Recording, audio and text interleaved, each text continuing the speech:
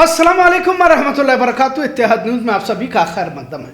अभी हाल ही में भाजपा के राघवेंद्र प्रताप सिंह ने अजीब और विवादित बयान देते हुए कहा कि अगर कोई हिंदू लड़का 10 मुस्लिम लड़कियों को उठाकर लाता है और उसे हिंदू बनाता है या फिर प्यार मोहब्बत के जाल में फांस कर शादी करता है तो नौकरी और शादी का खर्चा पूरा उठाया जाएगा। सिद्धार्थनगर यूपी में खुले मन से यह बयान दिया गया था। हालांकि यह बयान पहला नहीं था, इससे पहले भी कई सारे इस तरह के बयानात भाजपा की जानिब से या हिंदुत्व लीडरों की जानिब से दिए गए जिन्होंने इस तरह की बयानबाजी की है। कर्नाटक में यत्नाल पाटिल हो या फिर महाराष्ट्र में नीतीश रानी, इनकी जुबान से मुस्लिम मुखालिफ बयानबाजी के बगैर इनका कोई भी इजलास मुकम्मल नहीं होता।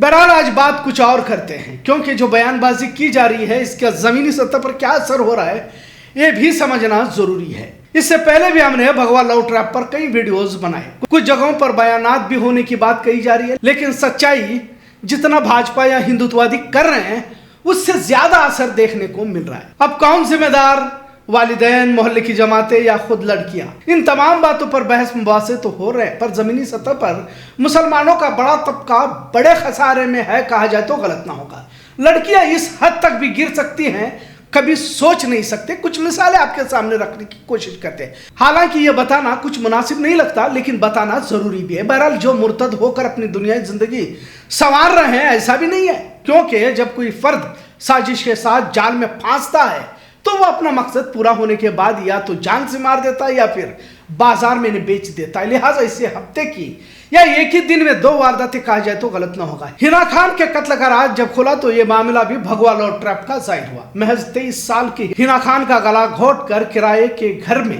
दीपक ने मार दिया। खुद दीपक फिर पुलिस थाने में भी जा पहुंचा। हासिल इत्तला के मुताबिक हिना खान जब सिर्फ 19 साल की थी तब दीपक के राब्ते में आई, उससे मोहब्बत करने लगी, फिर मेल मिलाप हुआ, फोन पर बातें होने लगी, मैसेजेस भी होने लगे। दीपक ने झूठे और दिलफरेब बातों में इस तरह उलझाया जैसे इन्हें ट्रेनिंग दी जाती है। घर वालों को मालूम नहीं था, लेकिन जब घर से जरूरत से ज्यादा बाहर जाने लगी तो शक भी होने लगा। लिहाजा आखिरकार घर वालों को पता चला कि हिना अब दीपक के प्यार में अंधी हो चुकी है। जैसा दीपक ने प्लान किया था उसी तरह हिना को अपने कंट्रोल में उसने ले लिया था। शादी की और फिर गलत कामों में मुलव्विस करने की कोशिश वो करता रहा।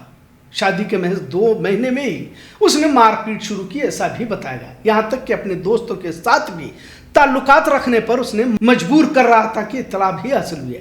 खैर अब कत्ल हो चुका है, दीपक पुलिस हिरासत में है। हो सकता है कि बेल पर जल्द दीपक रिहा हो जाए, क्योंकि कई सारे लीडरों की उन्हें हिमायत है और कई सारे सैकड़ों दीपक हो सकता है कि माशरे में गिद्ध बनकर अपने टारगेट को निशाना बना रहे हैं। बड़े बड़े सियासी लीडर जब बयानबाजी करते हैं तो आवारा किस्म के लड़कों को हिमायत भी मिलती है। अभी इस खबर को देख ही रहा था या तो फिर समझने की कोशिश कर रहा था कि एक और खबर आई जिसमें टीटू पाल, जो बजरंग दल का कारकुन है, मुस्लिम लड़की को किस तरह फंसाया। देखिए, वारदात बिजनौर यूपी की है और जो मुस्लिम लड़की है वो सिर्फ 15 साल की है। उसका नाम नादिया बताया जा रहा है, लेकिन नाम बदल कर पेश किया जा रहा है। टीटू पाल से मोहब्बत करती है या यूं कहिए कि टीटू पाल के जाल में फंस जाती है। टीटू पाल वैसे तो बजरंग दल से जुड़ा हुआ था और वहां का सरगर्म कारकुन था। लिहाजा नादिया को वो भगाकर मंदिर में ले जाकर शादी कर लेता है। साथ ही टीटू पाल वापिस नादिया को घर भेज देता है और घर वालों के खाने में जहर घोलने के लिए कहता है। महज 15 साल की प्यार में अंधी ये मुस्लिम लड़की खाने में जहर मिला देती है।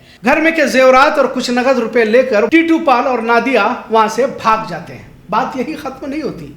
टीटू पाल ऐसे घर ले जाता है जहां बजरंग दल के और भी साथी इसका इंतजार कर रहे थे और फिर नादिया के साथ बारी बारी अस्मत रेजी करते हैं। घर के लोग जहरीला खाना खाने से अस्पताल में इन्हें भर्ती किया जाता है और हालत बेहद नाजुक बताई जा रही है। मैंने बात को मुख्तसर करके आपके सामने रखने की कोशिश की। बात को संजीदगी से समझने की जरूरत है।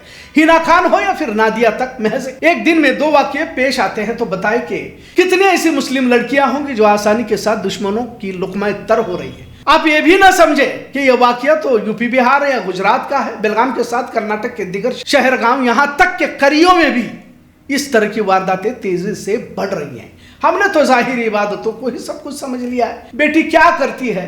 कुरान पढ़ती है, नमाज पढ़ती है, इतना है तो फिर दीन के आला मुकाम पर जा पहुंची है, ऐसे हमारी समझ बन चुकी है। लेकिन अंदर शैतान बसा हुआ है। कहाँ किसके साथ कब मिल रही है का कुछ पता नहीं रहता। और वैसे भी आजकल तालीम का नशा तो सर चढ़कर बोल रहा है और फिर डिग्री हासिल करने के बाद किसी कॉल सेंटर में या फिर प्राइवेट कंपनी में जॉब लगती है तो फिर पांव जमीन पर कहाँ रहते हैं।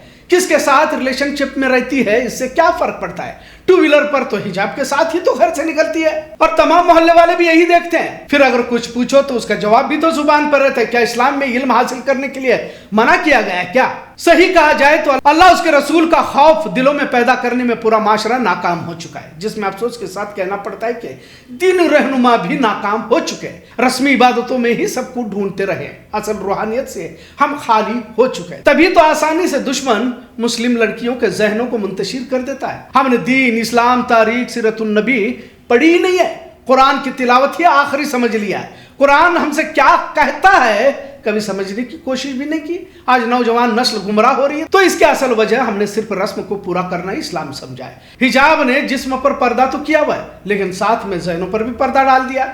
आज़ादी आजकल के खवातीनों को हजम नहीं हो रही। सच कहा जाए तो इन बातों पर तबसरा करना अब अच्छा भी नहीं लग रहा।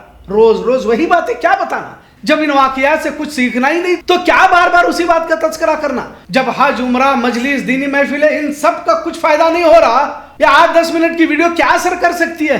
लिहाजा बताना तो हमारी जिम्मेदारी है। बहुत सारे लोगों ने हमें कहा कि कुछ फर्क नहीं पड़ रहा, बुराइयां और भी ज्यादा होती जा रही है। अब क्या कर सकते हैं? वालिदैन को जिम्मेदार समझा जाए या फिर समाज को? और खासकर लड़कियों की माओं का अहम किरदार है, इस बात को भी नजरअंदाज नहीं किया जा सकता। बेटियों की बुराइयों पर ज्यादा पर्दा यही डालती है। बेचारा बाप तो रोजी रोटी के चक्कर में बाहर घूमता रहता है, लेकिन माँ को जहां पहला मदरसा कहा जाता है, बिगाड़ यहीं पर है। बदनामी बाप को उठानी पड़ती है, लेकिन बेटी जब मुशरिकों के हाथ लग जाती है, उसे ना माँ की, ना बाप की, ना माशरे की, ना दीन इस्लाम की बदनामी से किसी तरह की परवाह नहीं होती। मैंने भी कई वाकये देखे जब हिंदुत्व तंजीमों की साजिश में लड़की फंस जाती है तो वापिस आना नामुमकिन है। या तो इसी तरह से लाश घरों को लाया जाते हैं। अब 15 साल की नादिया का वाकया क्या कह सकते हैं? फिल्में, ड्रामे, मोबाइल ने तो पूरे माशरे को ही आलूदा कर दिया है। दूसरों के घरों में झांकने से बेहतर अपने घर, अपने अतराफ की, अपने रिश्तेदारों की फिक्र करें। माशरे को बेहतर बनाना जरूरी है। खुदा का वास्ता तुम्हें हालात बेहद नाजुक हैं, पर हमारी फिक्र बजाय घर और अतराफ के हम ईरान गाजा की करते रहते। अपने घर में क्या हो रहा है इसका मामूली ख्याल तक हमें नहीं रहता। लिहाजा हालात बेहद नाजुक है। पता नहीं रोजाना कितनी हीना और कितने नादिया अपनी जिंदगियां बर्बाद कर ली होंगी। आखिरत तो कब की चली गई, पर दुनिया की जिंदगी जब इतनी कम उम्र में बर्बाद होती है तो इसकी जिम्मेदार भी है खुद ही रहती है, इतना जरूर। और पूरी जिंदगी गुजारना इतना आसान नहीं है, ये भी समझने की जरूरत है। इतना सच। आज का मौजू कैसा लगा इस पर जरूर कमेंट करें। इत्तेहाद देखने के लिए शुक्रिया। अल्लाह हाफिज।